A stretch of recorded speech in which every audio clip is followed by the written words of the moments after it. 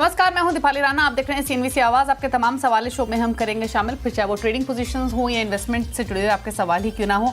आप अपने सवाल इस शो में पहुंचा सकते हैं। नोट कीजिए तरीका कैसे आप पार्टिसिपेट कर सकते हैं इस शो में और हमारे एक्सपर्ट्स की एडवाइस ले सकते हैं। 7045220000 हमारा व्हाट्सएप नंबर है।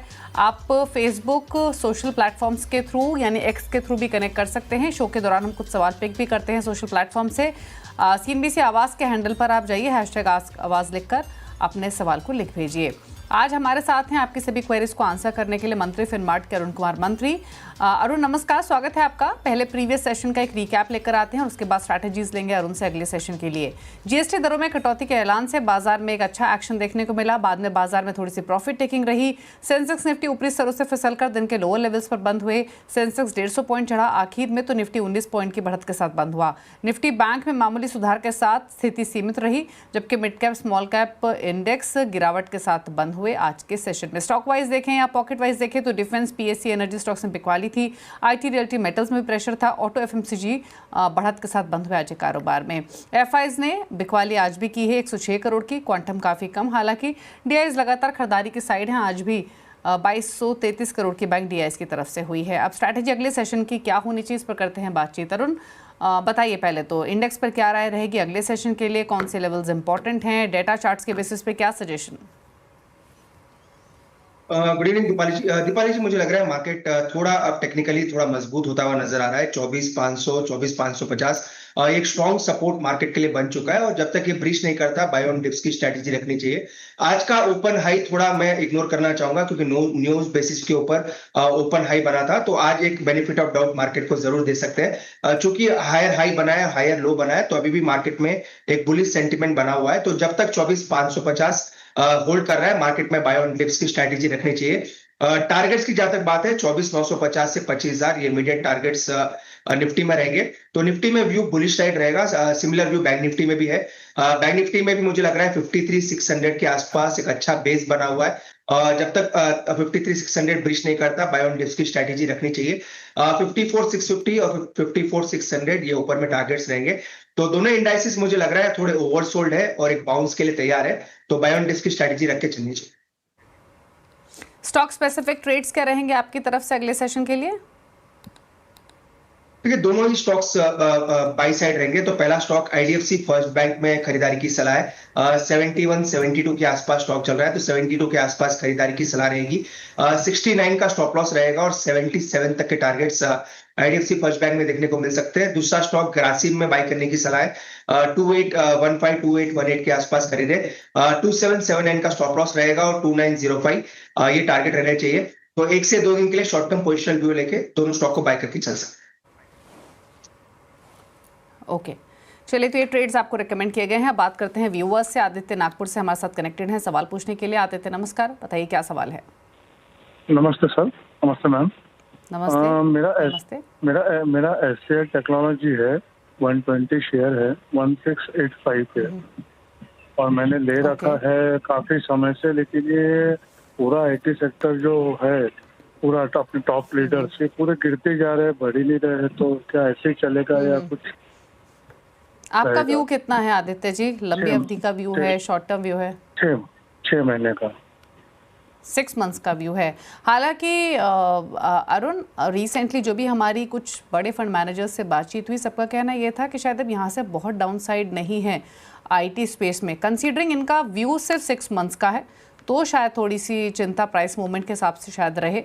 बट क्या सजेशन रहेगा? 1685 की बाइंग है, 241 रुपये नीचे है इनके भाव से। देखिए, आदित्य जी को एक चीज जरूर देखनी पड़ेगी। आईटी स्टॉक्स में ऐसा कोई मोमेंटम अभी तो फिलहाल नहीं बना है कि स्टॉक्स यहाँ से एकदम आप कह सकते हैं बड़ी रफ्तार से ऊपर जाए। तो मुझे लग रहा है कंसोलिडेशन रहेगा और कंसोलिडेशन जब तक रहेगा, जब तक इंडिया यूएस की चीजें जब तक सुलझती नहीं, तो मुझे लग रहा है आईटी स्टॉक्स में ऊपर के लेवल पर प्रेशर बार बार आपको आता हुआ नजर आएगा। चूंकि इनका व्यू 3 to 6 मंथ्स है, मैं 6 मंथ्स मान के चल रहा हूं, तो नीचे में स्टॉप लॉस जरूर मेंटेन करें। वैसे 1380 के आसपास एक सपोर्ट है, पर स्टॉप लॉस थोड़ा नीचे लगाए 1360 के आसपास। टेक्निकली अभी भी वीक है, वीक टू साइडवेज नजर आ रहा है, तो मुझे लग रहा है स्टॉप लॉस साथ होल्ड करें। व्यू ज्यादा लंबा नहीं है, 1360 का एक स्टॉप लॉस जरूर मेंटेन करके चलें। ओके, बात करते हैं अब अगले व्यूअर से। हमारे साथ हैं सवाल पूछने के लिए गौरव दिल्ली से। गौरव जी नमस्कार, बताइए सवाल। नमस्कार दीपाली। मेरे पास 3 शेयर थे। एक पर नमस्ते। तो एडवाइस मिल गई थी जो BSC पर था। ओके आज मुझे 2 स्टॉक पर राइट चाहिए। मेरे पास 1200 शेयर्स हैं एंजल वन के 2980 पर। दूसरा मेरे पास है ओके। ओग्रो कैपिटल 2200 शेयर ओके। 165 के प्राइस पर। मेरा दोनों पर ही ना लॉन्ग टर्म व्यू है। मुझे ओके। इनके स्टॉप लॉस और टारगेट बता दीजिए। ओके, तो आपको दोनों स्टॉक्स रखने हैं, long term target stop loss चाहिए, राइट? हाँ जी। ओके, तो इनके पास Angel One 120 shares 2980, Ugro capital 2200 shares 165 का भाव, दोनों में ही लंबी अवधि का व्यू है। आप दोनों में अरुण टारगेट और स्टॉप लॉस सजेस्ट कर दीजिए प्लीज। देखिए एंजल वन की जहां तक बात है, चार्ट थोड़ा वीक होता हुआ नजर आ रहा है। टारगेट स्टॉप लॉस इनको चाहिए तो 2450 से 2500 तक के टारगेट्स रहेंगे।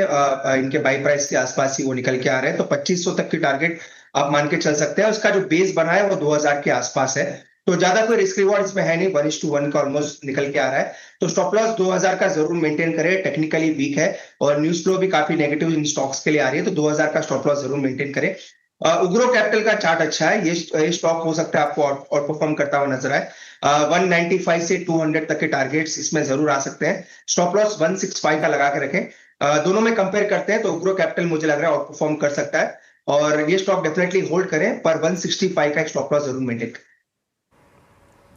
ठीक है, तो एंजल वन में 2000 का एक इम्पॉर्टेंट स्टॉप लॉस रहेगा। हालांकि चार्ट वीक है, उग्रो कैपिटल बेहतर लग रहा है चार्ट्स पर। यहाँ 200 तक के लक्ष्य देखने को मिल सकते हैं, यहाँ आप होल्ड करें, ये सजेशन है आपके लिए दोनों ही शेयर्स पर। चलिए आगे बढ़ेंगे, अब अगले व्यूअर से बात कर लेते हैं। हमारे साथ सवाल पूछने के लिए पुनीत छाबड़ा अब बने हुए हैं। पुनीत जी नमस्कार, बताइए क्या सवाल है आपका? नमस्कार मैम। नमस्कार सर। नमस्ते, मैम, पूछिए मेरे पास सवाल। तीन शेयर है जिससे मैं राय लेना चाहता हूँ। 200 शेयर Okay. है Shriram finance at the rate of 696, 50 Okay. Share है Cochin shipyard at the rate of 1850 and 200 share है RVNL at the rate of 150। Okay, तो एक बार मुझे आप लेवल्स बता देंगे सर दोबारा से? आरवीएनएल का लेवल बताइए, बाकी डिटेल्स तो है मेरे पास। आरवीएनएल में आपने बाइंग प्राइस क्या बताया? 150। Okay, 150 RVNL, Shriram finance 696, Cochin shipyard 1850, right? हाँ जी ओके, और आपका होराइजन क्या है? मैम, मैंने लिए तो ट्रेडिंग के लिए थे, लेकिन अब मैं लॉन्ग टर्म रख सकता हूँ इनको। ओके, अच्छा, तो एक बार मैं आपका आरवीएनएल का प्राइस रिकन्फर्म करूंगी। 165 आपने बताया या 365? 150। तो ये तो आपको काफी अच्छा फायदा दे रहा है अभी। हाँ, इसमें प्रॉफिट है। ये तो Okay. 2-3 साल से होल्ड कर रहा हूँ मैं, तो अभी और भी होल्ड कर सकता ओके, हूँ। ठीक है, ठीक है, चलिए तीनों ऊपर राय ले लेते हैं। श्रीराम फाइनेंस 696 नुकसान में है। कोचिन शिपयार्ड 1850 पर इन्होंने लिया, ये भी पौने 200 रुपये का नुकसान दे रहा है। आरवीएनएल में डेफिनेटली काफ़ी अच्छी एंट्री है इनकी, 165 के आसपास की, और 350 के आसपास ट्रेड करते हुए शेयर। क्या करें अब इस पोजीशन में? दीपाली, स्टॉक्स तो तीनों ही अच्छे हैं, पर एंट्री आरवीएनएल में काफी अच्छी की है, तो पहला 1 बाय 1 एक एक स्टॉक ले लेते हैं। तो आरवीएनएल में इनकी एंट्री काफी अच्छी है, तो प्रॉफिट को लॉक करें 290 के आसपास। वैसे 300 ही मजबूत सपोर्ट है, पर अगर 2300 ब्रीच करता है तो मल्टीपल मंथली लोस इसके ब्रीच हो सकते हैं, तो 290 पे ट्रेलिंग स्टॉप लॉस लगा लें। अगर वो जाता है, जिसके चांसेस कम है, अगर जाता है तो अपने प्रॉफिट को बुक कर लें। श्रीराम फाइनेंस की जहां तक बात है, 540 के आसपास सपोर्ट है, ये इसका फाइनल सपोर्ट आप मान के चल सकते हैं। अगर उसके नीचे जाता है तो स्टॉक में बड़ी गिरावट के संकेत आ सकते हैं, तो श्रीराम फाइनेंस में स्टॉप लॉस 540 का लगा के रखें। टारगेट की बात नहीं कर रहा हूं क्योंकि चार्ट अभी भी वीक है, इसलिए टारगेट फिलहाल इग्नोर करें, पर स्टॉप लॉस 540 के आसपास जरूर लगा के रखें। कोचिन शिपयार्ड की जहां तक बात है, 1550 के आसपास एक रिट्रेसमेंट लेवल है, जो कि रिसेंट जो हाई बने थे, अगर वहां से रिट्रेसमेंट निकालते हैं तो 61.8 रिट्रेसमेंट लेवल 1560 के आसपास आ रहा है। तो वैसे स्टॉक मजबूत है अगर आप चार्ट देखते हैं, पर 1560 का स्टॉप लॉस मेंटेन करें। अगर उसके नीचे जाता है देन ऊपर आने में काफी मुश्किल स्टॉक को हो सकती है, इसलिए तीनों स्टॉक को होल्ड करने की सलाह है, पर स्टॉप लॉसेस जरूर मेंटेन करें। कोचिन शिपयार्ड में 1560 का स्टॉप लॉस है। ओके, चलिए, तो ये रही सलाह आपके तीनों ही शेयर्स पर। बात करते हैं अब अगले व्यूअर से। हमारे साथ सवाल पूछने के लिए अब दीपक मौजूद हैं कोलकाता से। दीपक जी नमस्कार, बताइए सवाल। हाँ सर, मैं नमस्ते। सर मेरे पास स्टेट बैंक ऑफ इंडिया का 100 शेयर है 813 में। ओके, सर तो शॉर्ट टर्म ओके, के लिए 813 में आपके पास अच्छा शॉर्ट टर्म का व्यू है, ठीक है। 2-3 महीने का मान के चले शॉर्ट टर्म अगर आप बता रहे हैं दीपक जी। हाँ मैडम। ओके, हाँ मैडम। क्या सजेशन रहेगा 2-3 महीने के पॉइंट ऑफ व्यू से? स्टेट बैंक ऑफ इंडिया में 813 की बाइंग है। देखिए मुझे लग रहा है ट्रेडिंग के लिए इन्होंने खरीदा है और 785 790 इसका रिसेंट लो है, तो उसी का स्टॉप लॉस मेंटेन करें।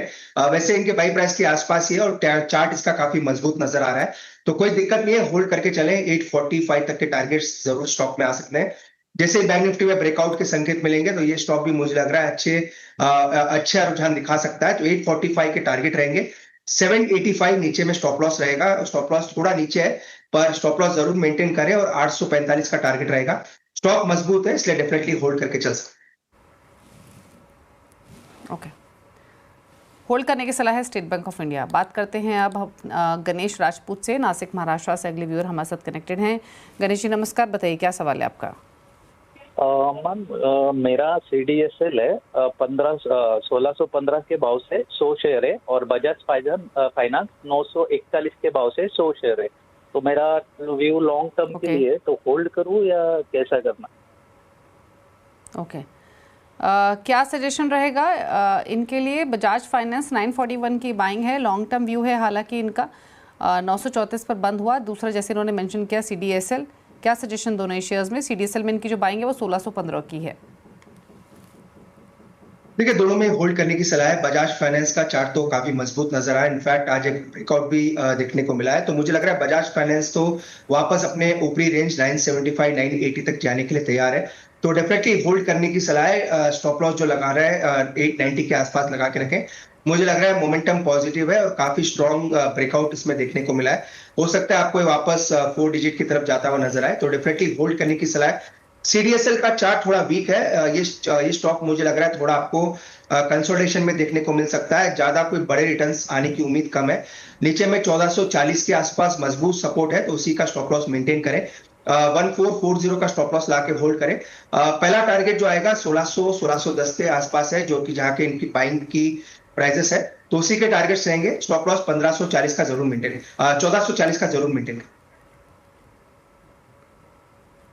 ओके, चलिए, तो होल्ड करने की सलाह है, स्टॉप लॉस आपको रिकमेंड किया गया है, अकॉर्डिंगली आप स्ट्रैटेजी बना सकते हैं। बात करते हैं अब कुशाल दास से, पश्चिम बंगाल से हमारे साथ कनेक्टेड हैं। कुशाल जी नमस्कार, बताइए क्या सवाल है? Good evening ma'am. तो मैंने 2 शेयर खरीदा था, Chola investment and financials at the rate of 1616, और मेरा 100 शेयर थे, तो वो मुझे 6 मंथ का टाइम फ्रेम से जानना था। और दूसरा शेयर है एक्साइट बैटरी, तो वो मैं खरीदा था एट द रेट ऑफ 380, और मेरा पास वो 50 शेयर थे, तो उसका भी टाइम फ्रेम 6 मंथ का एक एडवाइस।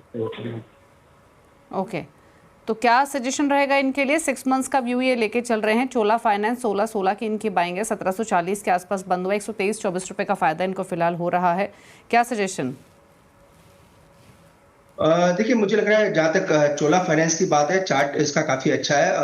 ओवरऑल मुझे लग रहा है मोमेंटम पॉजिटिव ही रहना चाहिए। ऊपर में 1850 से 1880 वहां तक के टारगेट्स इसमें देखने को मिल सकते हैं, तो एक्सीलेंट चार्ट है, तो डेफिनेटली होल्ड करने की सलाह है।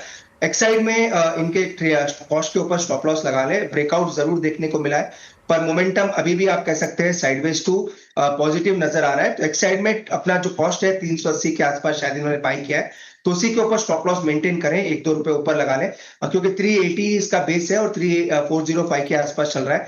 इसमें मोमेंटम बनेगा तो मुझे लग रहा है 450 तक वापस स्टॉक जा सकता है, तो एक्साइड होल्ड करें। कॉस्ट के ऊपर 382 का स्टॉप लॉस मेंटेन करें, 445 450 तक के ऊपर में टारगेट रहे। ओके, बात करते हैं अनूप से। अनूप गुप्ता फिरोजाबाद से हमारे साथ कनेक्टेड है सवाल पूछने के लिए। अनूप नमस्कार, बताइए क्या सवाल है आपका? नमस्कार मैडम, मेरे पास 7400 IOB है, Indian overseas bank, eight the rate of 49, और 550 मेरे पास LIC है एट द रेट ऑफ 970। इसमें मैंने LIC में आज और ऐड दिया है 125 एट द रेट ऑफ 884, और थर्ड वन है 2700 PFS PTC India financial eight the rate of 48। Okay, एक साल का। एक बार आप मुझे तीनों स्टॉक्स के बाइंग प्राइस मेंशन करेंगे? मैं एक बार PTC इंडिया का आपने बताया 48, LIC का आपने बताया 970। LIC 970 आज भी मैंने परचेज किया है Okay. 125। मेरे पास 550 थे एट द रेट ऑफ 970 और आज मैंने परचेज आपने और ऐड किया है LIC? हाँ आज और ऐड किया है क्योंकि मार्केट डाउन था तो 884 में आज मैंने 125 और ऐड किया है। हाँ, तो थोड़ी बाइंग प्राइस आपकी ऑन एन एवरेज थोड़ा कम हो गया होगा, बस इतना फर्क पड़ा होगा शायद। थोड़ी सी कम आएगी क्योंकि 550 तो मेरे पास और ऑलरेडी Indian- थी और इंडियन correct. ओवरसीज बैंक है मेरे पास 7400 एट द रेट ऑफ 49। अच्छा, और ये तीनों इन्वेस्टमेंट है आपके? हाँ एक साल के लिए एक साल के लिए हो। साल भर का व्यू है आपका? ठीक है, तो ये साल भर का व्यू है इनका। और जैसे इन्होंने बताया, मैं तीनों स्टॉक दोबारा मेंशन कर देती हूँ Arun. Indian overseas bank 7400 share 49 के भाव पर, 970 इनकी पुरानी बाइंग है, आज भी खरीदा है। थोड़ा बहुत बाइंग नीचे होगी, 950 के आसपास के मान के चल सकते हैं LIC में। और PTC इंडिया में 48, तीनों में ही नुकसान हो रहा है। क्या करना है, साल भर रख सकते हैं? दीपाली जी, तीनों ही स्टॉक के चार्ट वीक है और काफी ऊपर की इनकी बाइंग है। तो वन बाय वन अगर देखें तो जहां तक इंडियन ओवरसीज बैंक की बात है, चार्ट इसका भी साइडवेज टू वीक है। नीचे में सपोर्ट जो नजर आ रहा है वो 34 के आसपास है। 34 के नीचे जाएगा देन मुझे लग रहा है स्टॉक हो सकता है 29 तक के भी लेवल्स दिखा दे। तो स्टॉप लॉस जरूर मेंटेन करें, खासकर IOB की जहां तक बात है तो 34 का स्टॉप लॉस मेंटेन करना है। 34 के नीचे वीकनेस बन सकती है। सिमिलर व्यू LIC के लिए भी रहेगा। LIC भी मुझे लग रहा है 835 840 का एक सपोर्ट है। चार्ट इसका एकदम साइडवेज है, कोई मोमेंटम अभी तक स्टॉक में बना नहीं है। तो 840 का स्टॉप लॉस मेंटेन करें। टारगेट की जहां तक बात है 920 और 940, ये दो ऊपर में टारगेट रहेंगे। तो LIC को भी होल्ड करें, 840 का स्टॉप लॉस मेंटेन करें। तीसरा स्टॉक इन्होंने PFS बाय किया। PFS का स्ट्रक्चर थोड़ा पॉजिटिव है पर स्टॉप लॉस 35 के आसपास बनता है, तो 35 रुपए का स्टॉप लॉस लगाएं। स्टॉप लॉस जरूर मेंटेन करें क्योंकि तीनों ही स्टॉक साइडवेज है, कोई मोमेंटम किसी भी स्टॉक में भी नजर नहीं है। ओके, चलिए, तो ये राय रही आपके लिए तीनों ही शेयर्स पर। एक सवालों को शामिल करते हैं, कुछ और व्यूअर्स हमारे साथ कनेक्टेड हैं। सतीश बाबू बेंगलुरु से हमारे साथ अब हैं सवाल पूछने के लिए। सतीश जी नमस्कार, बताइए क्या सवाल है आपका? कॉर्पोरेशन 200 शेयर्स खरीद लिया था 102 रुपए पे। अभी I think now it has touched about 502। Should I retain it और should I sell it? Okay, and क्या करना चाहिए Minda? Okay, Minda corporation madam. Okay, and TCS के बारे में भी तो थोड़ा जानकारी चाहिए हमको। TCS I bought at 3730 madam. Okay, 50 share. एक बार मुझे TCS का बाइंग प्राइस बताएंगे सर दोबारा से? TCS का 3730 मैडम। 3730, तो मिंडा कॉप पे तो काफ़ी अच्छी एंट्री है आपकी 100 रुपये की। और TCS हालांकि आपकी ऊपर की बाइंग है, IT चला भी नहीं है 3730। अब मुझे एक बार अपना होराइजन और बता दीजिए प्लीज सर, कितना होराइजन? कर्टेसी आपका चैनल ये प्रकाश गावा सर की एडवाइस पे लिया था। I think we have made a good profit out of that madam. Okay, चलिए, आई होप गाबा साहब देख रहे हो ये शो। मिंडा कॉप उनका रिकमेंडेशन था, बट अब राय ले लेते हैं। मिंडा कॉप पे तो ज़बरदस्त मुनाफे में है ये अरुण, 100 रुपये की खरीदारी, 500 रुपये पर कर रहा है ट्रेड। दूसरा TCS, यहाँ पर इन्होंने बाइंग बताई अपनी 3730 की, क्या सजेशन? दीपाली जी, मिंडा कॉप की जहां तक बात है एक्सीलेंट चार्ट नजर आ रहा है और 450 के आसपास एक बेस भी बन चुका है। इनकी बाइंग काफी अच्छी लेवल की है जैसा कि ऑलरेडी बता रहे हैं। तो 450 का एक ट्रेलिंग स्टॉप लॉस जरूर मेंटेन करें। मुझे लग रहा है मोमेंटम पॉजिटिव रहना चाहिए और 565 तक शायद ये स्टॉक वापस आपको जाता हुआ नजर आए। तो मिंडा कॉप होल्ड करें और 450 पे ट्रेलिंग स्टॉप लॉस लगा लें और 565 तक के ऊपर में टारगेट रहेंगे। TCS अगेन चार्ट वीक है, थोड़ा मोमेंटम जरूर बना है पर अभी तक बेस फॉर्मेशन के कंफर्मेशन अभी तक आए नहीं है। जब तक ये 3200 के ऊपर नहीं निकलता, इसमें बेस फॉर्मेशन के संकेत फिलहाल नहीं है। तो फिलहाल कोई ऐड करने की या एवरेज करने की सलाह नहीं रहेगी। इनकी बाइंग प्राइस काफी ऊपर की है। अगर स्टॉप लॉस मेंटेन करना चाहते हैं अपनी पोजीशन पे तो 2950 एक रिसेंट लो है और मंथली सपोर्ट भी है। तो 2950 का स्टॉप लॉस मेंटेन करें। बाकी दोनों में कंपेयर करते हैं तो मिंडा कॉप मुझे लग रहा है ये काफी बड़ा अच्छा मूव दे सकता है। ओके, चलिए, तो ये रही सलाह आपके दोनों शेयर्स पर। परमजीत सिंह अगले व्यूअर चंडीगढ़ से हमारे साथ कनेक्टेड है। परमजीत जी नमस्कार, बताइए क्या सवाल है आपका? नमस्कार मैम, परमजीत सिंह बोल रहा हूँ चंडीगढ़ से। मेरे पास बॉम्बे स्टॉक के 140 शेयर हैं 2467 के रेट पे। ओके, और आपका होराइजन क्या है? 6 मंथ के लिए होल्ड कर सकता हूँ मैम। ठीक है, तो 6 मंथ्स का व्यू है, 2467 की बाइंग है बीएससी में। क्या सजेशन रहेगा? 2219 पर ट्रेड कर रहा है। कृपाली जी, बीएससी का चार्ट शॉर्ट टर्म में वीक है, तो उसमें तो कोई डाउट नहीं है, लगातार लोअर लोज बन रहे हैं, पर वीकली चार्ट अभी भी काफी मजबूत है, तो थोड़ा टाइम लगा सकता है इनके बाई प्राइस आने में। पर मुझे लग रहा है वापस से स्टॉक 2500 के ऊपर धीरे धीरे वीक ऑन वीक बेसिस पे जाता हुआ नजर आ रहा है। तो थोड़ा वक्त अगर देखते हैं, 2 से 3 महीने भी अगर मिनिमम ये देते हैं स्टॉक को, तो मुझे लग रहा है 2500 के ऊपर इजीली वापस स्टॉक आपको निकलता हुआ नजर आएगा। इनफैक्ट अगर 2100 के आसपास मिलता है तो इसको और ऐड भी करें। जहां से इसका ब्रेकआउट आया था 2050 या 2100 के आसपास के लेवल से, तो अगर 2100 के आसपास मिलता है तो ऐड करें, नीचे में 2000 का स्टॉप लॉस मेंटेन करें। 2100 से मुझे लग रहा है स्टॉक पलटना चाहिए और वापस 2500 की तरफ स्टॉक जा सकता है, तो डिप में एवरेज करें, 2000 से के आसपास स्टॉप लॉस मेंटेन करें। मुझे लग रहा है 2500 तक वापस स्टॉक ऊपर के लेवल दिखा सकता है। ओके, संजय से बात करते हैं, अगले व्यूअर है हमारे साथ दिल्ली से। संजय नमस्कार, बताइए क्या सवाल है आपका? नमस्ते मैम, मैं संजय कुमार बोल रहा हूँ। मेरा समाधान मदरसन का 229 शेयर है 128 पे, और भेल का शेयर है 51 शेयर 324। तो मैम इसको अभी मैं तो डाउन है, तो इसको एवरेज करूं या एग्जिट करूं या अभी रख सकता हूं इसको आगे? हाँ, पूछ लेते हैं क्या करना चाहिए। हाँ, आपने भेल ऊपर के लेवल पे खरीदा, काफ़ी नुकसान इसलिए आपको हो रहा है। आप पूछ लेते हैं क्या सजेशन रहेगा इनके लिए भेल में। जैसे उन्होंने बताया 324 की बाइंग है, संवर्धना मदरसन में 128 की बाइंग है, दोनों ही शेयर्स भाव से नीचे हैं इनके, क्या सजेशन?